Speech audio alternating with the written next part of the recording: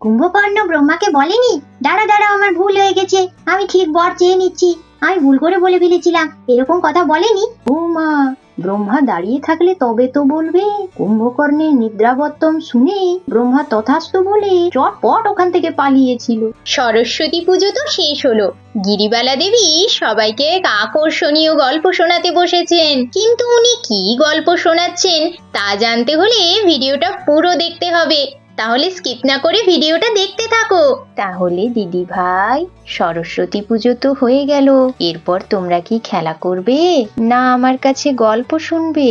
ও ঠামু ঠামু, খেলা তো আমরা প্রতিদিনই করি, তুমি বরং আজকে একটা গল্প শোনাও, আমরা সবাই গল্প শুনবো।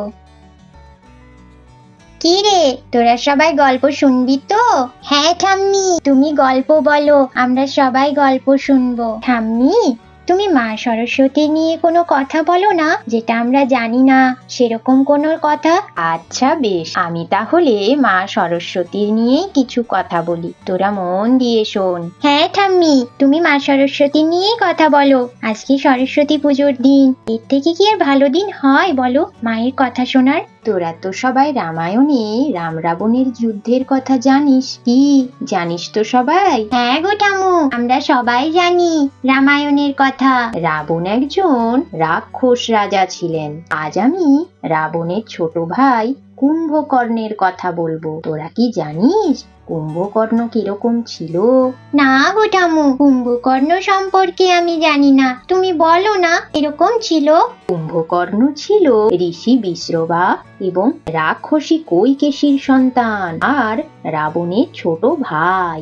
কুম্ভকর্ণের চেহারা ছিল বিশাল বড়, ইয়া বড় বড় কান, ইয়া বড় শরীর। তাও কত বড় ছিল?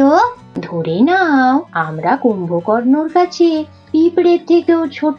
কুম্ভকর্ণের এত বড় চেহারা ছিল। ওরে বাবা, এ তো বিশাল ভয়ঙ্কর ব্যাপার। কুম্ভকর্ণ যখন হাই তুলতো তখন প্রলয় কাণ্ড ঘটে যেত।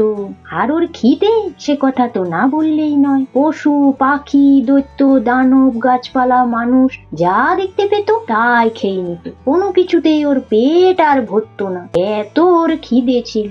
দেবতারা কুম্ভকর্ণের এই চেহারা আর এই খিদে দেখে খুব ভয়ে ভয়ে থাকতো। ও ঠামু, দেবী সরস্বতীর সাথে কুম্ভকর্ণর কি কথা হবে?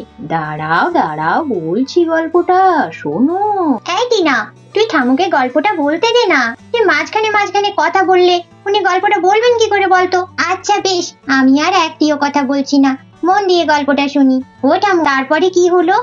এরপর একদিন রাবণ, কুম্ভকর্ণ আর রাবণের আরেক ভাই বিভীষণ কঠিন তপস্যা করতে বসে। সেই কঠিন তপস্যায় ব্রহ্মা সন্তুষ্ট হয়ে তাদেরকে বর দিতে আসেন। রাবণ অমরত্ব বর চায় আর বিভীষণ ধর্ম আর ন্যায়ের বর পান।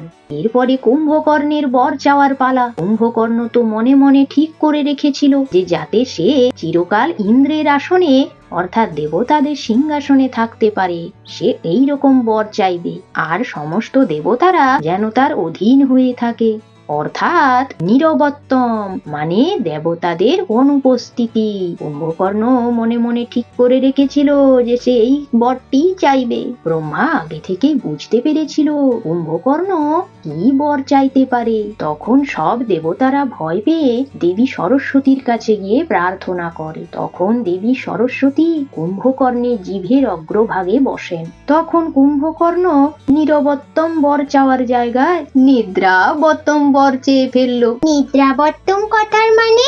নিদ্রাবত্তম কথার মানে অগাধ ঘুম, এত ঘুম যে কেউ কানে জল ঢেলে দিলেও উঠতে পারবে না। এ বাবা, এত বড় চেহারা নিয়ে শুধু ঘুমাবে? হ্যাঁ, দেখো দেবী সরস্বতী বুদ্ধি করে কি সুন্দর ওকে বলিয়ে নিল। কুম্ভকর্ণ ব্রহ্মাকে বলেনি? দাঁড়া দাঁড়া, আমার ভুল হয়ে গেছে, আমি ঠিক বর চেয়ে নিচ্ছি, আমি ভুল করে বলে ফেলেছিলাম, এরকম কথা বলেনি? ও মা, ব্রহ্মা দাঁড়িয়ে থাকলে তবে তো বলবে। কুম্ভকর্ণের নিদ্রাবর্তন শুনে ব্রহ্মা তথাস্তু বলে চটপট ওখান থেকে পালিয়েছিল।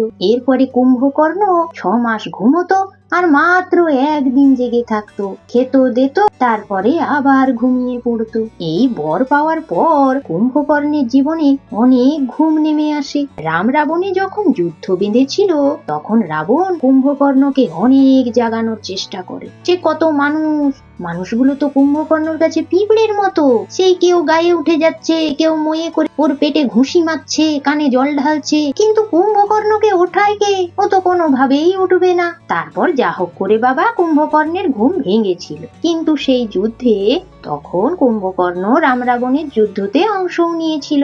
কুম্ভকর্ণ রামের হাতে নিহত হয়। তাহলে বলো দিদি ভাইরা, গল্পটা কেমন লাগলো তোমাদের? খুব সুন্দর গল্প, এরকম গল্প তো আমি শুনিনি। হ্যাঁ ঠাম্মি, সত্যি আমি এই গল্পটা কিন্তু আগে শুনিনি, তোমার কাছেই প্রথম শুনলাম। ও ঠামু, কুম্ভকর্ণের গল্পটা তো বুঝলাম। আমাকে একটা কথা বলো তো, এই যে এত পাখি আছে তাদের মধ্যে হাঁসই কেন মা সরস্বতীর বাহন, অন্য পাখিরা কেন নয়? তুমি তো দারুণ প্রশ্ন করেছো দাদু ভাই। চলো তাহলে আমি বলি, হাঁসই কেন মা সরস্বতীর বাহন, অন্য পাখিরা কেন মায়ের বাহন হতে পারেনি? হ্যাঁ হ্যাঁ বলো। জানো দাদু ভাই, সব পাখিদের মধ্যে হাঁসই এমন একটা প্রাণী যা দুধ ও জলের মিশ্রণ থেকে জলকে আলাদা করে শুধু দুধটুকুই গ্রহণ করতে পারে। তেমনি মা সরস্বতী মনের অজ্ঞানতাকে দূরে সরিয়ে সকলের মনে জ্ঞানের আলো জ্বালিয়ে দেয়। তাই হাঁসের সাথে এরকম মিল থাকায় রাজহাঁসই দেবীর বাহন হয়েছে। কিন্তু অন্য পাখিরা তো আর হাঁসের মতো অশুদ্ধ থেকে শুদ্ধ বাছাই করতে পারে না, তাই অন্য পাখিরা মায়ের বাহনও হতে পারেনি। বুঝেছো দাদু ভাই? হ্যাঁ ঠামু, তুমি কি সুন্দর করে বুঝিয়ে দিয়েছো। আজ আমি বুঝলাম রাজহাঁসই কেন মায়ের বাহন। আচ্ছা দিদি ভাইরা, আমি তো মা সরস্বতী নিয়ে তোমাদের অনেক কিছু বললাম, তাহলে আমি যদি মা সরস্বতী নিয়ে কিছু প্রশ্ন করি তোমাদের, তোমরা কি উত্তর দিতে পারবে?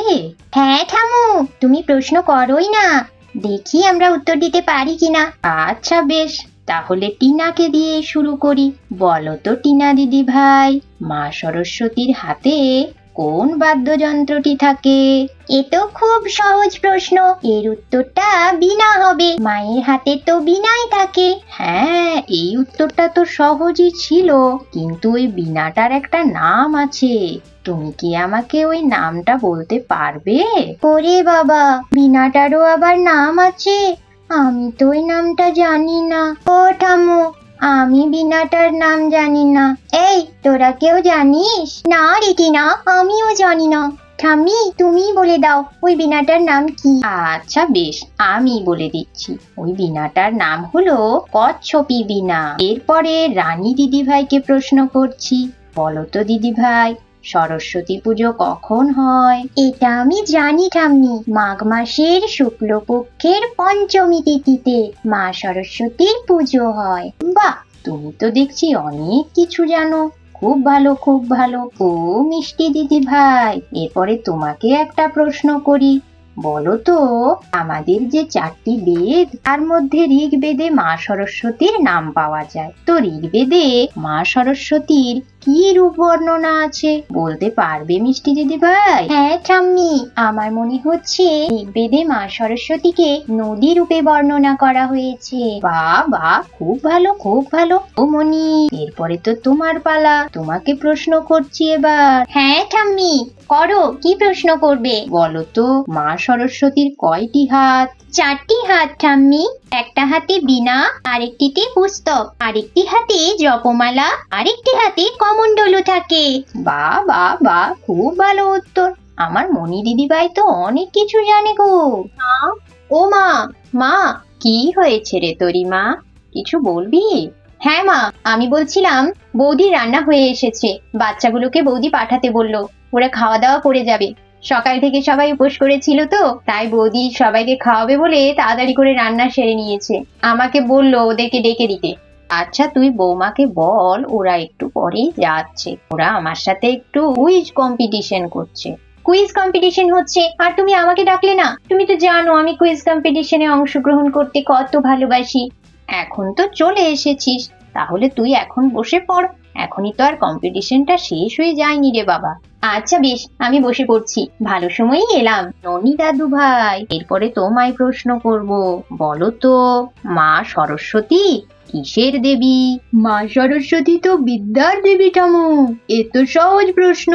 না গো দাদু ভাই, মা সরস্বতী শুধু বিদ্যার দেবী নন, উনি শিল্পকলা, সঙ্গীত, জ্ঞান আর বিদ্যা এই সবেরই দেবী হচ্ছে মা সরস্বতী। বুঝেছো দাদু ভাই? হ্যাঁ ঠামু, আমি বুঝতে পেরেছি। তাই তো মা সরস্বতীর হাতে বীণা আর বই দুটোই থাকে। তুমি ঠিক বলেছো, শুধু বিদ্যার দেবী নন, উনি তো গানেরও দেবী। তাই তো দিদির গানের স্কুলেও সরস্বতী পুজো হয়। ও তিতলি দিদি ভাই, এরপরে তোমাকে প্রশ্ন করছি, বলো তো, মা সরস্বতী কার মানস কন্যা? মা সরস্বতী ব্রহ্মার মানস কন্যা। একদম সঠিক উত্তর। ও মা, আমায় প্রশ্ন করো, আমিও তো অংশগ্রহণ করেছি, বলো। এরপর তোরি বলবে। বলতো তোরি, মা সরস্বতীকে জাপানে কি বলা হয়? বাবা, সবাইকে সহজ সহজ প্রশ্ন, আর আমার বেলায় তুমি কত কঠিন প্রশ্ন করলে। তবে যাই হোক, আমি উত্তরটা জানি। দিনজাই তিন বলা হয়। কি ঠিক বললাম তো মা? হ্যাঁ, ঠিকই বলেছিস। তা তোকে আমি সহজ প্রশ্ন কেন করব বল? তুই কত বড় এদের থেকে, তাই তোকে একটু কঠিন প্রশ্ন করলাম। আর আমি জানি তো আমার তোরিমা কত শিক্ষিত, সে এই উত্তরটা দিতে পারবে না, তাই কোনোদিন হয় নাকি? তোমরা তো আজকে মা সরস্বতী নিয়ে অনেক কথা জানলে, অনেক প্রশ্ন উত্তরেরও খেলা হলো। আমাদের এই গল্পগুলো ভালো লেগে থাকলে আমাদের চ্যানেলটি অবশ্যই সাবস্ক্রাইব করে দিও, আর ভিডিওতে একটা লাইক করে দিও, আর কমেন্টে জানিও তোমরা মা সরস্বতী সম্বন্ধে কি কি জানো। পরের ভিডিও আরো আকর্ষণীয় হতে চলেছে বন্ধুরা। হ্যাপি সরস্বতী পুজো। আজকের ভিডিওতে তোমরা তো মা সরস্বতীর সম্পর্কে অনেক তথ্য পেলে। আচ্ছা, তোমরা মা সরস্বতীর সম্পর্কে আর কি কি তথ্য জানো তা অবশ্যই কমেন্ট বক্সে লিখে পাঠিও। আজকের কুইজ কম্পিটিশন কেমন লাগলো তা অবশ্যই জানিও। আমাদের ভিডিও ভালো লেগে থাকলে ভিডিওটি অবশ্যই শেয়ার করো, আর ভিডিওতে একটা লাইক করে দিও, আর চ্যানেলটি অবশ্যই সাবস্ক্রাইব করে দিও। তোমরা কিন্তু ভিডিওগুলো দেখা মিস করো না। তাহলে আজকের মতো বিদায় নিচ্ছি, টাটা।